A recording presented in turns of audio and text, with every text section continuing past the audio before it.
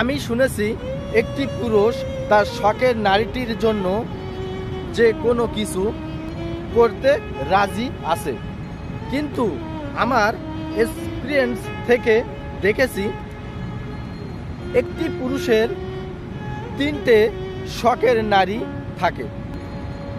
একটি হচ্ছে তার মা, আরেকটি হচ্ছে তার ভালোবাসার মানুষ, তার স্ত্রী, আর তৃতীয়টাই হচ্ছে তার মেয়ে। এই তিনজন শখের নারীর ভিতরে দুইজন তার শখের নারী রক্তের সম্পর্ক, শুধু একজন নারী তার রক্তের সম্পর্ক না, কিন্তু এই নারীটি এমন একটা নারী যে এই নারীটি তার জীবনের শেষ রাস্তা পর্যন্ত তার সাথে যেতে রাজি আছে।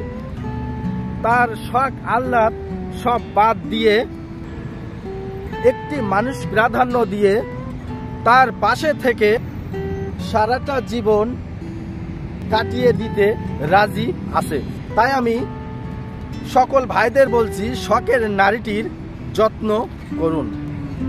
এই ভিডিওটা যারা আমার ইউটিউব চ্যানেল থেকে দেখছেন তারা অবশ্যই একটা সাবস্ক্রাইব করবেন, আর যারা ফেসবুক পেজ থেকে দেখছেন তারা অবশ্যই ফলো দিয়ে আমার পাশে থাকবেন। সবাইকে অনেক অনেক ধন্যবাদ।